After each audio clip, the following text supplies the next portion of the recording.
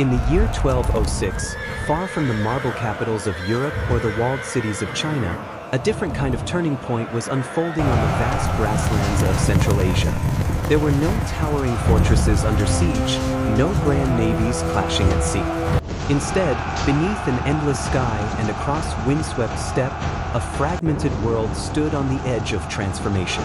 The Mongol tribes, divided by rivalry, blood feuds, and shifting loyalties, had spent generations locked in cycles of violence.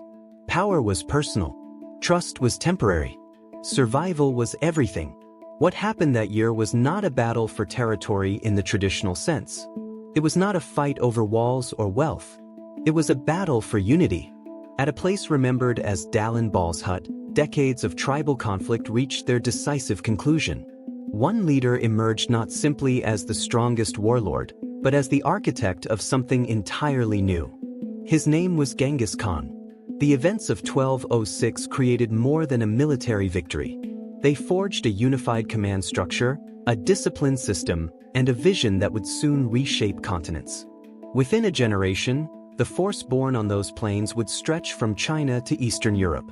For business leaders, entrepreneurs, and builders of modern enterprises, the lesson is clear: unity changes history. Before expansion comes consolidation. Before empire comes alignment. And in 1206, unity changed the world. Before unity, there was fragmentation. Long before the name Genghis Khan carried weight across continents, the Mongolian steppe was a landscape defined not by empire, but by division. To understand what happened in 1206, you have to picture what came before it. A world without central authority, without stable institutions, without lasting trust. It was a place where power shifted like the wind across open grasslands and where survival depended on strength, speed, and alliances that rarely lasted. The Mongolian steppe was home to numerous tribes: Merkits, Tatars, Karaites, Naimans, Tiikiads, each bound by kinship and tradition, yet separated by ambition and rivalry. These were not small family disputes. They were ongoing cycles of competition over grazing land, trade routes, livestock, and honor. Each tribe had its own leader, its own loyalties, and its own vision for dominance. No overarching system unified them. No central court settled disputes. There was no shared national identity. There were only clans. For modern viewers, especially those who have built businesses or led organizations, imagine a market with no regulation, no contracts, and no enforceable agreements. Every partnership is temporary. Every competitor is a potential enemy. Trust is earned slowly and lost instantly. That was life on the steppe. Alliances were fluid. Two tribes might join forces to defeat a third, only to turn on each other once the common threat was eliminated. Marriage was often used as a political tool, binding families together in fragile agreements. But even blood ties did not guarantee loyalty. A shift in power or opportunity could undo years of partnership overnight. Betrayal was not shocking, it was expected. Leaders rose and fell quickly. Authority depended heavily on personal charisma, military success, and the ability to distribute spoils. If a leader failed to provide security or wealth, followers drifted away. Loyalty was practical rather than ideological.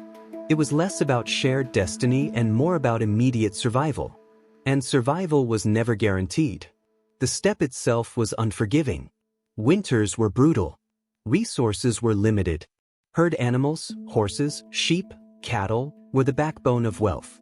Losing livestock could mean starvation. In such an environment, raiding became both a strategy and a way of life. Tribes attacked one another not simply out of hatred, but out of necessity. Taking animals, goods, or captives could mean the difference between endurance and collapse. This culture of survival shaped the mindset of its people. Young boys learned to ride almost as soon as they could walk.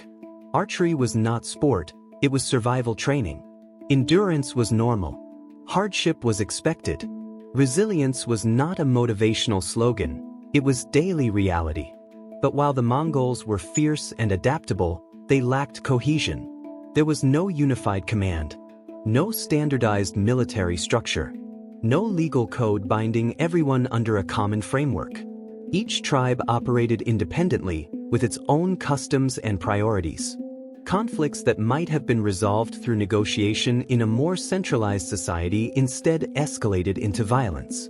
Without central authority, disputes rarely ended cleanly. A raid would provoke retaliation. Retaliation would spark escalation. Feuds stretched across generations. Children inherited grudges they did not start. In this environment, long-term planning was nearly impossible. Stability was rare. The idea of collective progress beyond one's immediate clan barely existed.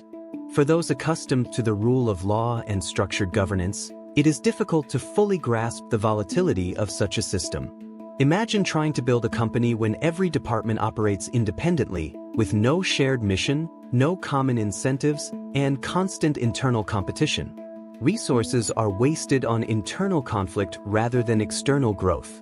Energy is spent fighting each other instead of building something larger. That was the Mongolian steppe before unification. External threats also loomed. Powerful neighboring states, such as the Jin dynasty in northern China, watched the steppe closely and sometimes exploited its divisions. Divided tribes were easier to manipulate, easier to bribe, easier to set against one another. Fragmentation made the steppe vulnerable not only internally, but strategically. The culture that emerged from this world was paradoxical. On one hand, it produced some of the toughest horsemen and warriors in history, mobile, disciplined in small units, and capable of enduring extraordinary hardship. On the other hand, it prevented them from projecting sustained power beyond their immediate conflicts. Their strength was undeniable.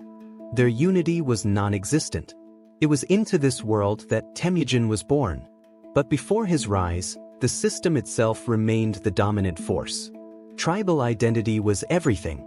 Loyalty flowed along bloodlines. Leadership was often hereditary. Merit could matter, but it was secondary to lineage. Innovation was constrained by tradition.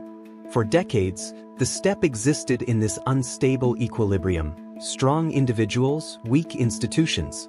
Powerful tribes, fragile alliances. Skirmishes, limited consolidation. It was a land rich in potential yet trapped in fragmentation. From a strategic standpoint, the most important insight is this: the Mongols were not weak because they lacked skill. They were weak because they lacked unity. Their fragmentation prevented scale. Their internal rivalries consumed resources that could have been directed outward. History often focuses on dramatic conquests, on cities burning and empires falling. But those moments are built on foundations laid long before. In the case of the Mongols, the true obstacle was not an external enemy. It was internal division. By the early years of the 13th century, the steppe was ripe for transformation. Decades of conflict had exhausted tribes. Leaders had risen and fallen. Trust was thin. Stability was rare. The environment demanded something different, something more structured, more centralized, more visionary. What the steppe lacked was not courage. It lacked coordination. It lacked a unifying framework that could channel its raw strength into sustained power. Before Genghis Khan, the Mongolian steppe was a collection of competing tribes navigating a harsh landscape through temporary alliances and calculated betrayals. It was a world defined by survival, shaped by raiding, and limited by fragmentation. There was no empire on the horizon, only scattered clans fighting for immediate advantage. Yet within that chaos lay possibility. The same mobility that fueled raids could power expansion. The same resilience that ensured survival could sustain campaigns across continents. The same warrior culture that defended livestock could, under the right leadership, defend an empire. But first, the steppe would have to confront its greatest challenge, not an invading army, but its own divisions. Only by overcoming fragmentation could it unlock its potential. And that transformation would require a leader willing not just to win battles, but to rebuild the system itself. Long before he was known as Genghis Khan, he was simply Temujin, a boy born into uncertainty on the harsh Mongolian steppe. His early life did not hint at empire. It was marked by loss, hunger, and abandonment. When his father was poisoned by rival Tatars, Temujin was still a child. Without the protection of a strong patriarch, his family was cast aside by their own clan, left to fend for themselves in an unforgiving landscape. For Americans who value self-made success stories, this is where the real story begins. Not with power, but with vulnerability. Temujin's childhood was defined by survival. He trapped small animals, fished in icy waters, and endured winters that tested the limits of human resilience. At one point, he was captured and enslaved by a rival tribe, forced to wear a wooden collar like an animal. He escaped under cover of darkness, aided by a sympathetic guard. That experience did more than harden him. It taught him the value of loyalty freely given rather than loyalty forced. From exile, he began rebuilding. Temujin understood something most leaders learn only after failure. Alliances are the foundation of strength. He forged bonds carefully, rewarding commitment and remembering betrayal. Unlike traditional steppe aristocrats who elevated men based on lineage, Temujin chose followers based on ability and loyalty. A common herdsman could rise if he proved himself. A noble could fall if he failed. Out of hardship emerged clarity. Power, he realized, did not belong to bloodlines. It belonged to those who could unite others around a shared purpose. In the crucible of adversity, Temujin's merit-based vision was born, laying the groundwork for a transformation that would soon reshape the world. The most defining conflict of Temujin's rise was not against a foreign empire, but against a man who once called him brother. Jamuka had shared his youth, his ambitions, and even a sacred oath of loyalty. In the traditions of the steppe, they were bound as blood brothers. But as they matured, so did their visions of leadership, and those visions were no longer compatible. Jamuka represented the old order. He believed power should remain in the hands of aristocratic lineages, preserved through noble birth and inherited privilege. Temujin, shaped by hardship and exile, believed something radically different.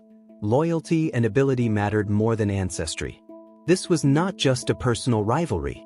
It was a collision between two leadership models, aristocracy versus meritocracy. As tensions escalated, the steppe descended into civil war. Tribes were forced to choose sides. Alliances hardened. Battles erupted across open grasslands, and the conflict grew increasingly brutal. For years, neither man could fully eliminate the other. But while Jamuka relied on traditional hierarchies, Temujin began reorganizing his followers into mixed military units, deliberately breaking tribal loyalties and replacing them with structured chains of command. Through war, Temujin was not simply defeating enemies. He was redesigning the system. Each victory allowed him to integrate former rivals into a broader framework built on discipline and shared purpose. The civil wars of the steppe became a proving ground for a new kind of leadership. By the time the rivalry neared its end, it was clear that this struggle would determine more than personal dominance. It would decide whether the future belonged to inherited privilege or earned authority. By 1206, the long struggle between Temujin and Jamuka had exhausted the steppe. Years of shifting alliances and relentless campaigning had narrowed the field. What remained was not a balanced rivalry, but a final reckoning. At Dalan Balzhut, the coalition that once rallied behind Jamuka began to fracture. Support that had seemed solid only months earlier now eroded under pressure. Leaders who once defended the old aristocratic order started calculating survival instead of loyalty. The collapse did not come in a single dramatic charge. It came through inevitability. Jamuka's coalition, already weakened by repeated defeats, began to splinter from within. Some of his own followers, recognizing that Temujin's momentum could no longer be stopped, made a fateful decision. They betrayed their leader and delivered him into Temujin's hands. For American audiences familiar with the turning points of business or politics, this moment feels recognizable. When a system loses confidence internally, its fall accelerates. Jamuka's defeat was not only military, it was psychological. According to historical accounts, Jamuka asked for a noble death without bloodshed, consistent with steppe tradition. Temujin granted that request. It was a final gesture that closed a chapter of shared history between former blood brothers. With Jamuka gone, the tribal civil wars that had defined a generation came to an end. The cycle of retaliation and fragmentation finally stopped. At Dalan Balzhut, resistance dissolved, and the steppe, once divided by endless rivalry, stood unified under a single authority. This was the climax. Not simply the fall of a rival, but the end of internal chaos. For the first time, the energy of the Mongol tribes could turn outward. The steppe was unified, and history was about to change. Victory on the battlefield was only the beginning. What followed in 1206 was far more consequential than the defeat of a rival. It was the deliberate construction of a new political order. After the fighting subsided, tribal leaders gathered in a great assembly known as a kurultai.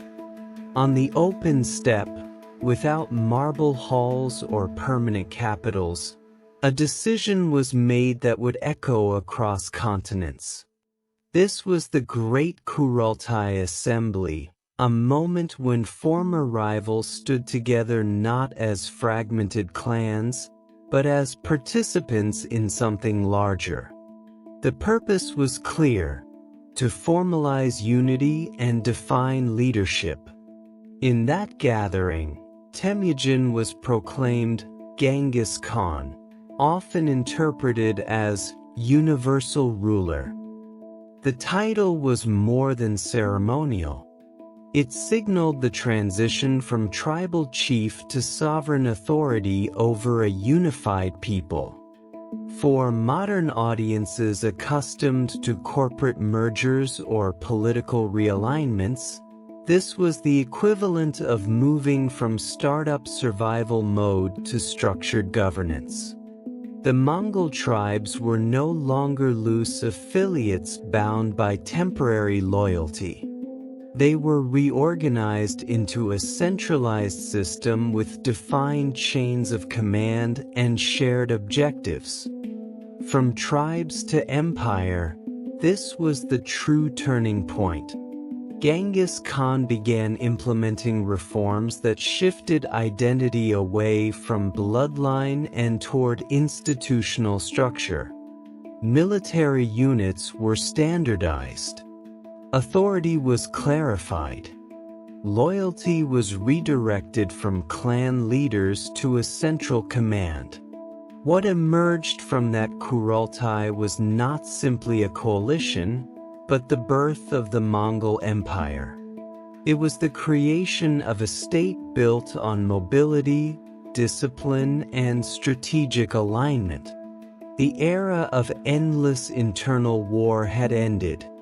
In its place stood a unified political structure ready to project power far beyond the steppe. What truly set 1206 apart was not just the political declaration of unity, but the structural transformation that followed. Genghis Khan understood something that many leaders only discover after costly failure: vision without systems collapses. If unity was to last, it needed architecture. He reorganized his people through what became known as the decimal military system. Warriors were grouped into units of 10, 100, 1,000, and 10,000. These divisions were not based on tribe or family ties. They were intentionally mixed. A man no longer stood beside cousins simply because of blood. He stood beside those assigned to his unit. This design quietly dismantled old loyalties and replaced them with institutional discipline. Command flowed through structure, not tradition. Alongside military reform came the yasa, a legal code that established standards of conduct, discipline, and accountability. While not preserved in full detail today, its impact was unmistakable. It created consistency across a vast, mobile population. Rules were no longer arbitrary or dependent solely on local custom. There was now a shared framework. This was the deliberate breaking of tribal identity. Bloodline, once the primary currency of authority, began to lose its dominance. Loyalty shifted toward leadership and system. Advancement depended increasingly on merit and reliability rather than ancestry. The result was the creation of a highly coordinated war machine, mobile, disciplined, and capable of operating across enormous distances. But perhaps most important was the sequence. Consolidation came before expansion. Genghis Khan did not rush outward while internal structures remained fragile. He built alignment first. For modern entrepreneurs and executives, the lesson resonates clearly. Sustainable growth depends on systems. Expansion without consolidation leads to collapse. In 1206, structure turned unity into unstoppable momentum. In the end, the story of 1206 is not just about a battlefield on the Mongolian steppe. It is about what happens when unity replaces fragmentation. For generations, the tribes had fought one another, burning energy on internal rivalries and inherited grudges. But at Dalan Balzhut, that cycle ended. What emerged was not simply a stronger warlord. It was a unified system built on shared direction. Genghis Khan's real genius was not conquest alone. It was the pairing of vision with structure. He understood that ambition without organization collapses under its own weight. By reorganizing loyalty, standardizing command, and codifying rules, he transformed scattered tribes into a coordinated force. Survival shifted into strategy. Strategy evolved into expansion. And expansion reshaped continents. For those of us building companies, leading teams, or creating something from the ground up, the lesson feels surprisingly modern. Before you scale, consolidate. Before you expand, align. The foundation always comes before conquest. The Mongol Empire did not rise because of chaos. It rose because chaos was disciplined. That is why Dalan Balzhut still matters today. It reminds us that history is not only shaped by bold moves, but by the systems that sustain them. Unity, when reinforced by structure, becomes momentum, and momentum changes the world. If you found value in this story, if it challenged how you think about leadership, strategy, or growth, consider subscribing to the channel. Join a community that looks beyond surface events and explores the deeper decisions that shaped history. Like the video, share it with someone who appreciates strategic thinking, and let me know in the comments which turning point in history you'd like to explore next.